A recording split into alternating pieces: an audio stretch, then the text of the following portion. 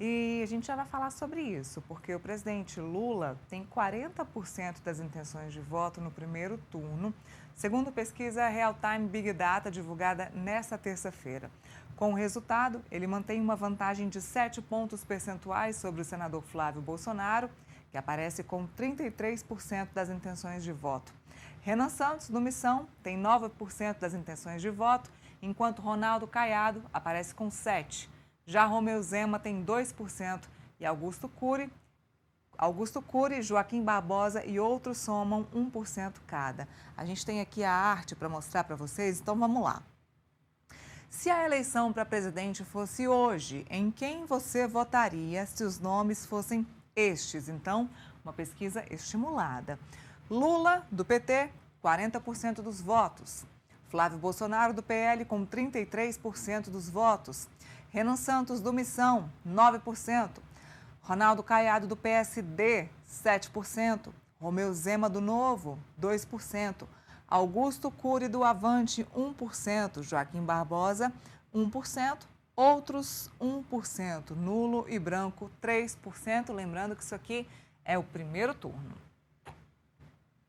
Temos outra, vamos para outro cenário, outra arte, vamos lá. Se a eleição fosse para o segundo turno, em quem votaria se os nomes fossem estes? Ronaldo Caiado, do PSD, com 44% das intenções de voto. Lula, do PT, com 43% das intenções de voto. Nulos e brancos, com 8%. Não sabem ou não responderam, com 5% das intenções de voto. Então, cenário aqui de segundo turno, com Caiado e Lula. Caiado com 1% na frente do presidente Lula. Já nesse outro cenário, também de segundo turno, em quem você votaria se os nomes fossem Lula ou Flávio Bolsonaro? O presidente Lula sai com 3 pontos na frente, com 45% dos votos, e Flávio Bolsonaro, do PL, com 42% das intenções de votos. Nulos e brancos, com 8%, não sabem ou não responderam, com 5% das intenções de voto. A pesquisa também perguntou como você avalia o trabalho do presidente Lula. 17% dos entrevistados responderam que avaliam como ótimo, já 18% avaliam como bom. Como regular, 26% dos entrevistados responderam. Já 14% dos entrevistados entendem que o trabalho do presidente Lula é ruim, 24% entendem como péssimo. Então, a maioria entende que o trabalho do presidente Lula é regular e somente 17% entendem que o trabalho dele é ótimo. Então, pesquisa que avaliou também o trabalho do presidente Lula. Temos outras artes? Não. Então, vamos lá. Vamos falar sobre as intenções de voto. Mano, pesquisa mostra ainda o presidente Lula à frente na pesquisa, inclusive com os demais candidatos, a gente vê só o Caiado à frente num cenário de segundo turno, mas é o que eu sempre falo, né? Para chegar no segundo turno tem que passar do primeiro turno, o que é mais difícil nesse momento. Atualmente, em todas as pesquisas de intenção de voto, inclusive essa que a gente mostra aqui hoje, que é Real Time Big Data, o presidente Lula se consolida à frente. Vários projetos que foram entregues nos 45 minutos do segundo tempo, mano, foram importantes aí para o presidente Lula. O desenrola, a questão do imposto, né, para quem ganha até R$ 5.000, até R$ 7.000, outros, estou tentando aqui me lembrar quais foram os projetos que o presidente Lula entregou agora aqui no finalzinho. Teve Isso. também um programa específico para motoqueiros, né? Uma linha de crédito para compra de motos, né? Então, tem um pacote de bondades que o Isso. governo Lula tem tentado entregar e que certamente, Neila, concordo com você, são um ponto importante na melhora da avaliação do governo. Mas eu considero que é uma melhora tímida, viu, Neila? Sim. Porque na prática a gente acaba vendo que há uma rejeição bastante consolidada à figura do presidente Lula, de um modo que o cenário, de forma geral, em condições normais, seria um cenário para uma não reeleição.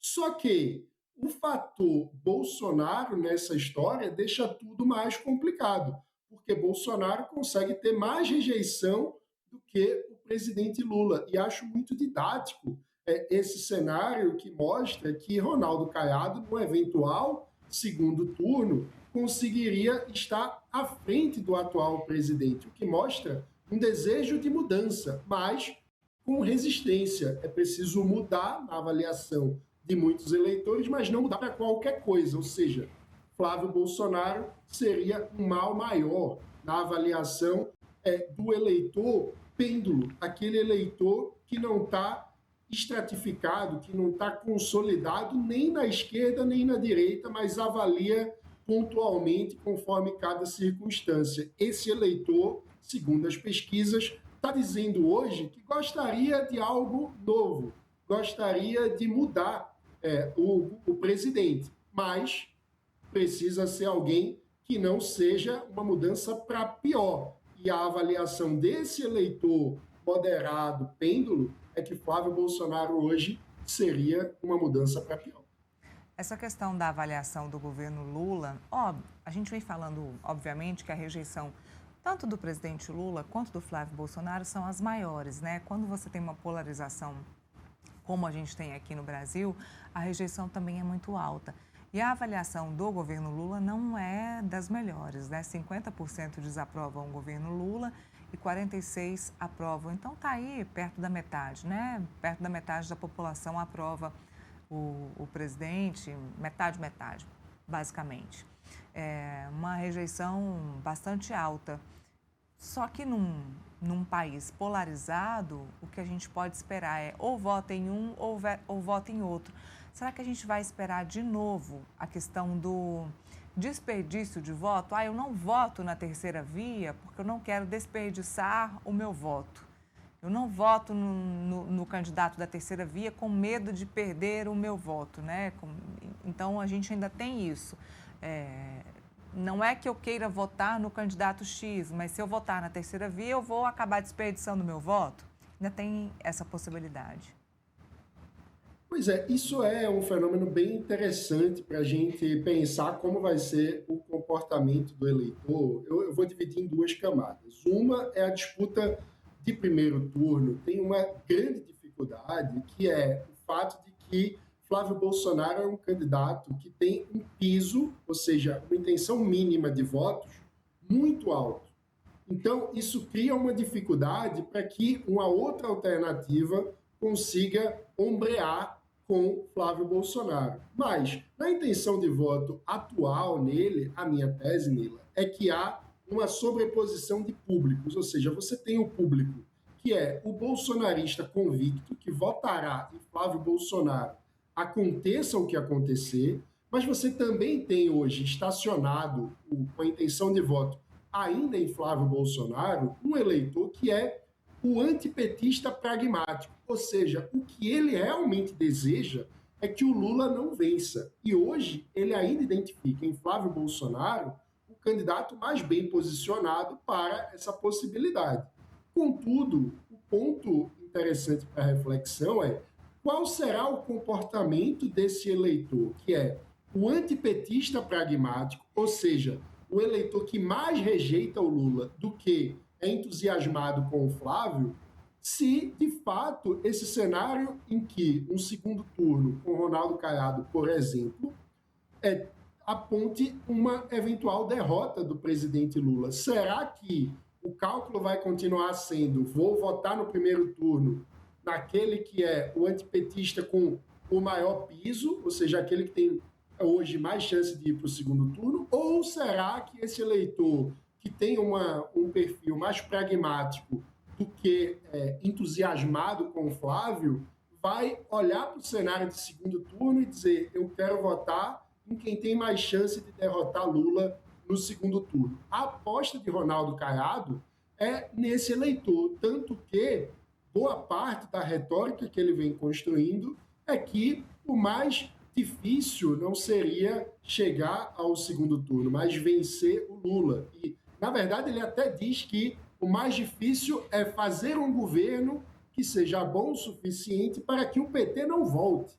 Ou seja, ele trata dessa forma duas questões ao mesmo tempo. Uma é uma crítica indireta ao governo de Bolsonaro. Afinal de contas, ele perdeu a reeleição e teve Lula de volta ao governo. Então, ele faz um apelo aí ao sentimento do eleitor antipetista, que não gostaria que Lula tivesse voltado à presidência. E ele responsabiliza dessa forma uma má gestão de Jair Bolsonaro. E, em segundo lugar, ele está trazendo a questão para o presente, dizendo que, ora, talvez o Flávio até tenha alguma chance de ganhar, mas se ele ganhar, ele garante um governo de viés de direita no médio prazo, ou ele vai entregar de volta o poder ao PT, como fez o seu pai? Ele está trazendo, portanto, esse jogo com o imaginário antipetista, fazendo um apelo a esse eleitorado pragmático, tentando